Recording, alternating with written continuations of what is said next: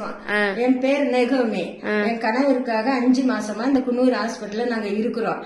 அவங்க இரவு பகல் பாராம எங்க வீட்டுக்காரு கீழே விழுந்த சமயத்துல கூட நான் இல்ல, அவங்க எங்க செவிலியர் தாய் தகப்பே எங்க சொந்த பந்த மாதிரி இரவு பகல் பார்க்காம செய்யறாங்க. 12 மணி நைட்டு 1 மணிக்கு நாங்க போன் பண்ணாலும் ஓடி வந்து உதவுறாங்க.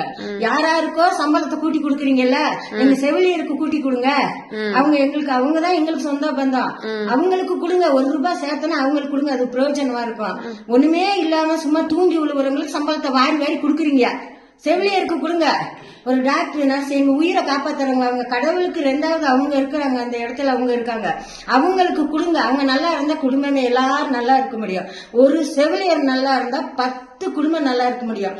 இந்த பக்கத்துல கூட ஒரு லட்சுமி அம்மானு விழுந்துட்டாங்க.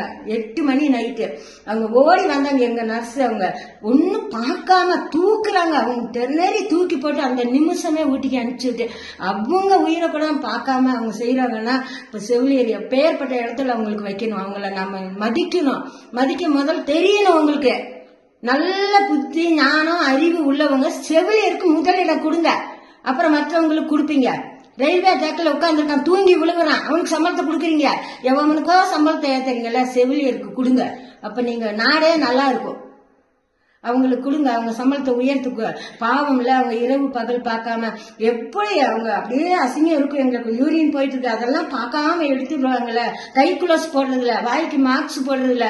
அவங்க அவ்வளோ எங்களுக்காக கஷ்டப்படுறாங்கல்ல. நான் இந்த 5 மாசமா அனுபவிச்சிருக்கேன் இந்த குன்னூர் ஹாஸ்பிட்டல்ல.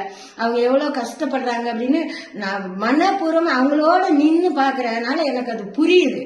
அப்ப அவங்க வருஷ கணக்குல எவ்வளவு கஷ்டப்பட்டிருப்பாங்க. அவங்களுக்கு வேலையை நிரந்தரம் பண்ணுங்க.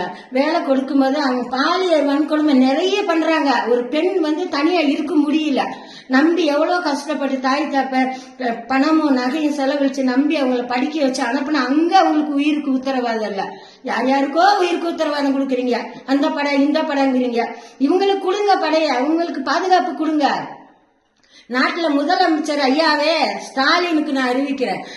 நீங்க ஐயா தயவு செஞ்சு இந்த செவிலியர் எல்லா இடத்துலயும், எல்லா ஹாஸ்பிட்டலையும், ஒரு ஹாஸ்பிட்டல் இல்ல, எல்லா இடத்துலயும் செவிலியர் படிக்கிற பிள்ளைங்களுக்கு முதல்ல பாதுகாப்பு கொடுங்க. செவிலியர் பசங்களுக்கு பிள்ளைங்களுக்கு பாதுகாப்பு கொடுத்து அந்த செவிலியர்களுக்கு நீங்க தான் துணையா இருக்கணும். நீங்க தான் அவங்களுக்கு ஒரு ஆதரவு கொடுக்கணும். அவங்க நம்பி அவங்க கணவர் அவங்க மனைவி அனுப்புறாங்க, போயிட்டு வான்னு சொல்லி. இங்க அவங்களுக்கு பாதுகாப்பு கிடையாது. அவங்க அனுப்பிச்சுட்டு அவங்க பிள்ளைங்க எவ்வளவு நம்ம அம்மா போயிருக்காங்களே அப்படின்னு அவங்க பிள்ளைங்க தவிக்கும். இங்க ஒரு பாதுகாப்பு இல்ல. அதே போலதான் டாக்டருக்கு நர்ஸுக்கு எல்லா இடத்துலயும் இப்படி நடக்குது. முதலமைச்சர் ஐயாவே அவங்களுக்கு நம்ம செவிலியர்களுக்கு டாக்டர் நர்ஸுங்களுக்கு உண்மையா நீங்க ஒரு பாதுகாப்பு கண்டிப்பா கொடுத்தே ஆகணும். ஏன்னா மக்களுக்கு அவங்கதான் முதலமைச்சர் ஐயாவே. நீங்க அங்க இருந்து ஒரு சட்டத்தை போடுறீங்க, அதை நிறைவேற்றி கொடுக்கறது அவங்க பாதுகாப்பு. எங்களுக்கு ஒரு ஹாஸ்பிட்டலுங்கும் போது அது ஒரு தெய்வீகம் குடியிருக்கிறது. ஒரே கேச கொண்டு போற, உயிர் போகுதோ என்னமோ தப்பிச்சுக்கிட்டு இங்க வருவோம். அந்த நேரத்துக்குள்ள ஆறுதல் சொல்றாங்க, பயப்படாதீங்க, அவங்க நல்லா ஆயிருவாங்க. அவங்க கொடுக்கற மருந்துல அவங்க கொடுக்கற வார்த்தையில சுகமாகுது. அதனால நீங்க தயவு செஞ்சு அவங்களுக்கு சம்பளத்தை உயர்த்தி கொடுங்க, நிரந்தர வேலையை கொடுங்க. படிச்சுட்டு நர்ஸுங்களுக்காக படிக்கிற பிள்ளைகளுக்கு வேலையை கொடுங்க. நிறைய இடம் காலி பணியா இருக்கு, காலி இடத்துல வேலையை கொடுங்க. அவங்க குடும்பத்துக்கும் பிரயோஜனமா இருக்கும், இந்த நாட்டுக்கும் பிரயோஜனமா இருக்கும். இதுதான் என்னுடைய கருத்து. இந்த ஏழையுடைய கருத்தை ஏத்துக்கங்க.